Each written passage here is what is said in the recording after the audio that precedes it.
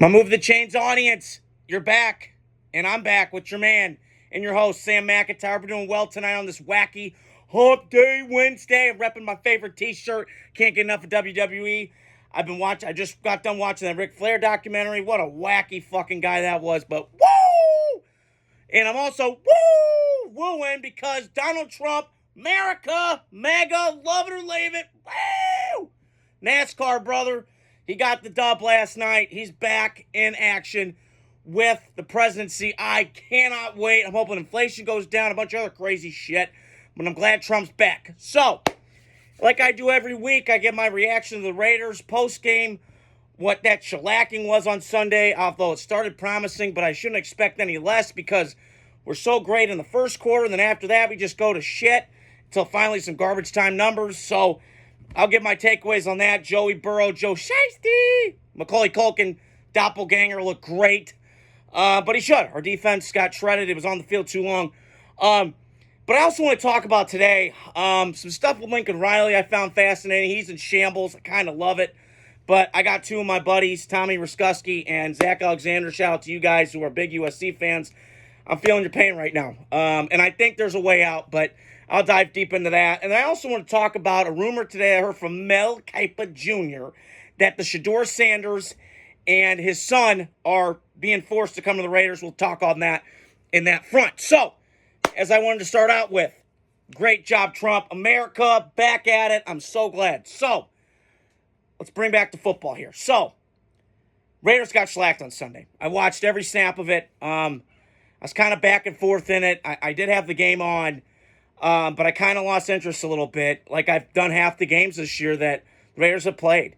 I am still a fan. I'm not going to sit here and root for somebody else. I'm not rooting for the Donkeys. I'm not rooting for the Chargers. San Diego Superchargers are still the San Diego Chargers to me, but they're in LA.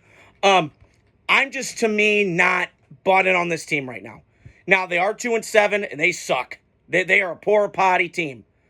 They are like a porta potty. They suck right now. And there's a lot to go around the blame. They fired 3 coaches this week. Luke Getsy, hallelujah, hallelujah. They finally fired him after 9 games. I don't know what fucking took so long, but it is what it is. I'm glad he's gone. They fired their quarterback coach. They fired Rick Scangalillo, who just kind of is a clown show act to me. He's had 7 jobs, been fired from all of them. Kind of shows that maybe he doesn't know what he's fucking doing. Fuck around, you're going to find out. But it's a hamster wheel that keeps going. And, I heard something today from John Middlecoff, and I wanted to bring this up. It's great having you guys in here. Is that, Daniel Snyder was a fucking scumbag, and he was. He was a scumbag. Nobody liked him. He's just an unlikable guy. But the one thing I'll give Mark Davis credit for is that he tries. And I think in his heart of hearts, he wants this thing to succeed with the Raiders. Because we are a big brand. We are a huge, huge brand in the league. And we've got a lot of fandom everywhere I go. I've been to Raider games in Indianapolis. I've been to Raider games in Kansas City, obviously. Whoever follows me on Instagram knows. I've seen this movie. And Raider fans are loyal and passionate, and I am too. And I'm waiting to see this thing materialize into something great. And I don't know what's going to happen. Listen, would I fire Pierce? I would not. I would not. I would give him another year. But I know Brady. He's got some say in it now. He's going to want to bring in a new GM. He's going to want to bring in a new coach. I get all that. But I think you got to let this marinate. Now, is his job safe? I don't think it is with Antonio Pierce. It's not.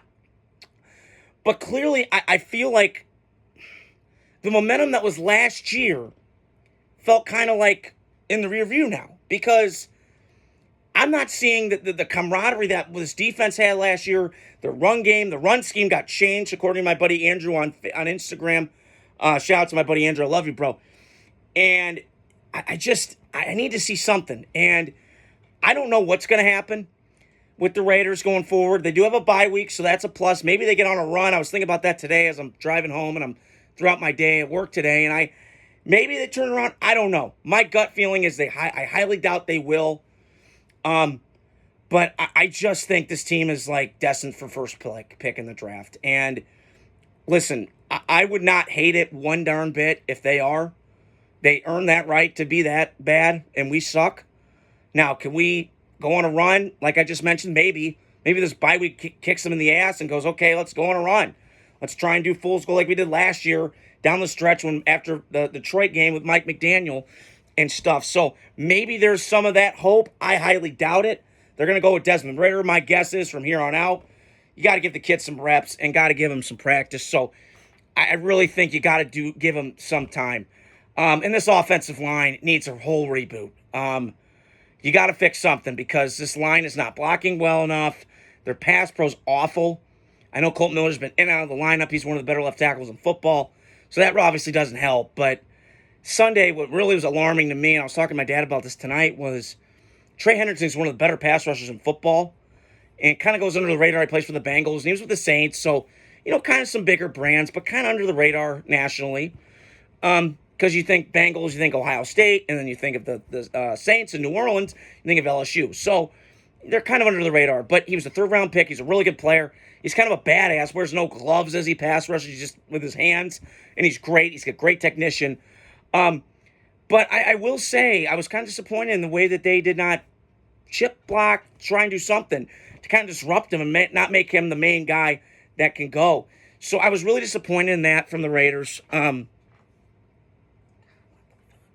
Excuse me about that. And I just think with the Raiders right now, we got to go in a rebuild. And it's just annoying that we keep doing this hamster wheel over and over and over again.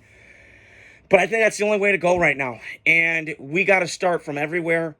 I mean, the offensive game plan from here on out is Brock Bowers, and Brock Bowers. That's it. And give Madison some touches because you got to get Mayer back, and maybe that might ignite this offense. I don't know. And hopefully he's okay. He had some family, some personal stuff going on because I was really hyped when they got Brock Bowers and Michael Mayer off of last year near the end. Michael Mayer was getting better from Notre Dame, one of my favorite players of that draft. And they were kind of getting him going. I thought 12 personnel, get the 2 tight ends in there, run the ball, smash mouth. I like it. New England kind of light, obviously not to that level. So what I mentioned, I wanted to touch back on this with Mark Davis. And I've said he's better than Daniel Snyder. Mark, I think, wants to see the Raiders win. And I see it, and he's tried. He's not I get they're cheap. And they were in Oakland, obviously, and Al, that's documented. Before Al passed away, by the way. Is that I think Mark wants to do this right. Now, I think Mark, he's done some bad stuff. There's no doubt about it. I think he should have kept Rich Bisaccia, especially after that crazy, wacky thing with the Gruden thing 2021, which, again, Mark had no control over. He didn't know about the emails and all that stuff. It kind of came up out of nowhere, RKO. But I do think that whoever they bring in next, they better keep him and you better make sure you're patient because this is why we've been so dysfunctional. And when I tell this to people, it's funny, Raider fans, I love you. But all I'm asking for is be the Chiefs, be the Chargers right now. Have some continuity and stability in the coaching staff and the players and all work together. And when I watch the Chiefs in division, that's your standard. You got to be that. You want to be a Packers. You want to be a Ravens. I'm not saying go to the Super Bowl every year, but be competitive. And if I'm looking at a model for the Raiders, it's look at the Lions who are in the same spot we were in, dog shit for a long time, lap of losers, and get that ship right. Now, is it different than Detroit? No question about it. I've also talked to Lion fans that, and Mike Kesnick could probably chime in on this if he wants to go live with me, he can. But I heard that Sheila Ford, kind of took the reins back a little bit, trusted the football people and that stuff. And I think Mark Davis can do that. I think he's not in that way. And I think if he just steps back a little bit, let somebody else do the football, I think this Raider team could be on the up and up. Now, I got to see draft and I got to see moving forward. But we'll see what happens. And, they got a bye week. Let's see. I'm going to give my more post-game reactions every week from here on out. But I am really looking forward to April. I'm really intrigued to go down the Combine this year. It's one of my favorite events of the year. Had a blast last year. If anybody follows me on Instagram and Facebook, you guys saw how much fun I had. It was a vibe. It was fun. I lost my voice. I was screaming. I was yelling. So much fun. And hopefully Matt Heitman, shout out to my boy, and come down from north to Minnesota and come visit me and hang out for a weekend. We go down the Combine together. So I'm hoping we're going to get those plans, brother. But I wanted to talk to, and I know I mentioned this at the top, with the Deion Sanders thing going down. And I read an article today, and Mel Kiper, who my dad compared me to when I was younger, said that Deion Sanders might be forced to go to the Raiders. And I was listening to Dan Patrick. I was listening to different outlets trying to get different takes on this. And I sat back, and on my way home tonight, I was coming from the gym, curls for the girls. And I was sitting there going, I wouldn't hate this idea. Now, again, I was out on Shedeur early in the year. I had Carson Beck as my number one quarterback coming into this year. But things change and your eyes change of what you see. And Carson Beck, just way too many air balls, just too much shit going on. He doesn't trust his weapons. The run game's not as dominant as it's been. And I think he's a guy like, when you talk about quarterbacks, either a truck or a trailer. And I think that Carson Beck's a trailer and needs other pieces around him to work. But a lot of guys, there's only about 6 on the planet that are trucks that can carry anything you put around them and they'll make it work and get you to the one a circle. But I do like Shedeur. But the more and more I think, and again, if Deion comes as a package deal with his son, it's entertainment. And listen, the NFL is an entertainment business. It's just like WWE, brother. It is entertainment. You got to have stars. Okay, that's one thing I learned from that documentary. I can't get enough of WWE. But my point is, I think you have to do that to get star power. Because you're in a division. I said this a couple years ago. You got Andy Reid and Mahomes until Andy Reid croaks and dies. Wish that doesn't happen. But as long as you got Mahomes and that brain trust in Kansas City, they ain't going nowhere. The Chargers got their shit together finally. They got a big boy, and they paid premium money for head coach. Hey, Jim Harbaugh, you want to come down? Bet. Let's go. But here's my asking price, $15, $16 million. I'm bringing my D coordinator down. We'll pay you guys. Do a package deal. Let's go. And they're off and running. And they got more wins last year. They had 5 all last year. They got 5 already this year.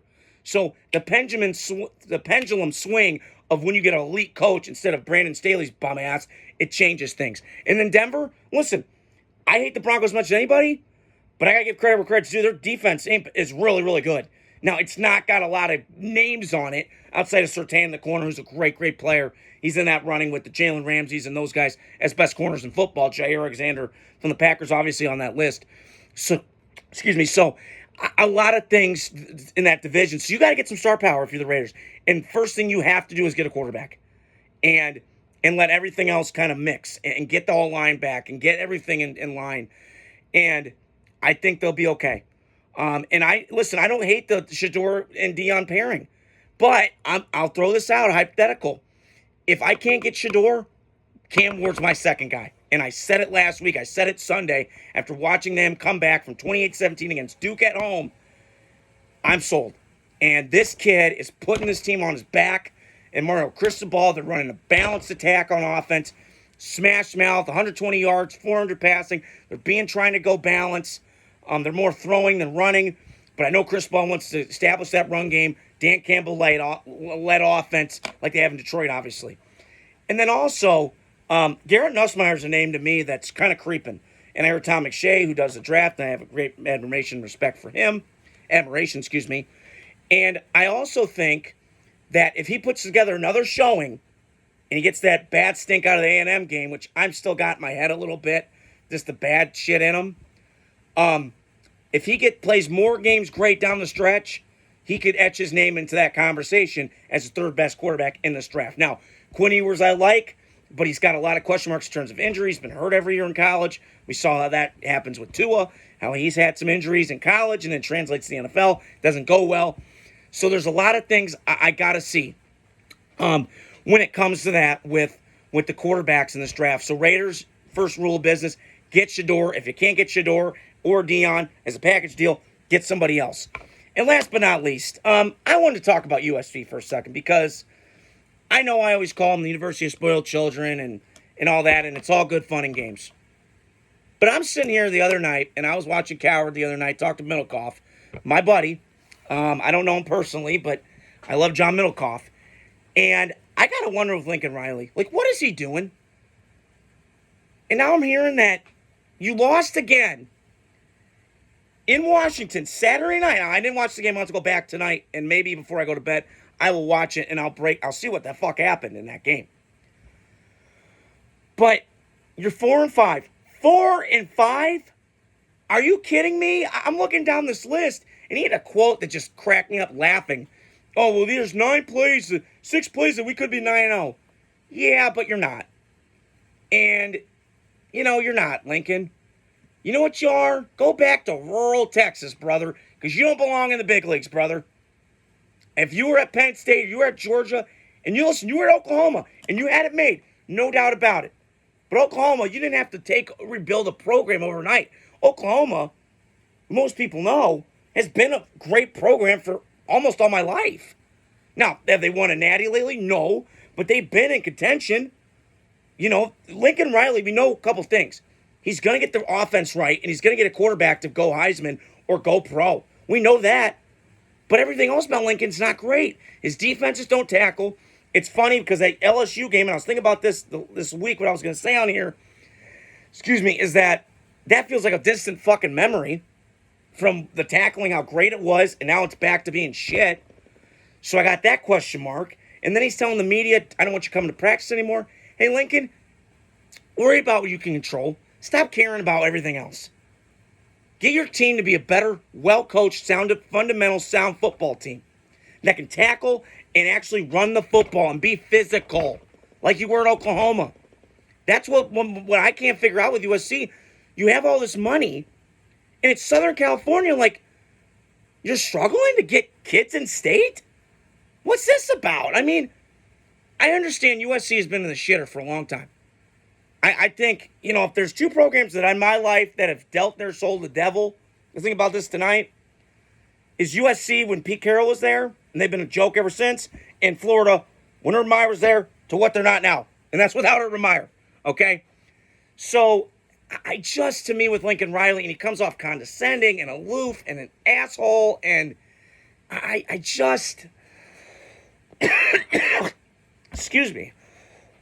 Excuse me. I just don't know. And I'm really concerned with USC moving forward. And now I'm reading that, they're not getting kids in state. Oregon's kicking their ass and has been doing that for 8 years. Now, granted, I'll admit it, Oregon could do that because they got Nike in the backyard, okay? So I understand it from that perspective. But you got to do better. This is USC, damn it. You got to win. And I'm telling you right now, it's one of the biggest disappointment jobs that I've seen in college football, considering what Lincoln Riley came from at Oklahoma and what he built. He had guys, linemen, what's crazy to me with USC, and I was going to mention this, was he had linemen go in the first round. Creed Humphrey, Orlando Brown, all these guys. But I feel like took Bob Stoops' momentum at Oklahoma, and he ran with it as far as he can go. And listen, he did a great job. He develops quarterbacks. All that I get. But he's turning into the Mike D'Antoni of college football. All this flash, all this pop, and all this stuff. But what does it get me in the end? It's empty calorie yards. It's cotton candy. It's great to have at a fair and all that shit in the summertime. Woo! But when it comes down to football, it just doesn't make sense. And I think they should be better on offense next year, which I've been told. I don't know. I'm not a USC fan. But my point is, you got to recruit better. And Lincoln, you got to get your head out of your ass and start recruiting. And start actually liking it. Because that's been the other knock that I've heard from Coward and Middlecoff and all these guys that are around the USC program. He doesn't like to recruit. How the hell is that possible? You're a college coach, you don't like to recruit? Come on. Like, you gotta get outside your toolbox and do something. So, we'll see what happens moving forward. But USC is one of the biggest letdowns of my life lately in college football. So, like I always do on every night, like I do in all my videos, hit the like, subscribe, share button. Great having you guys in tonight. And stay tuned for more videos. I'm going to be posting more throughout the week. And talk to you guys soon.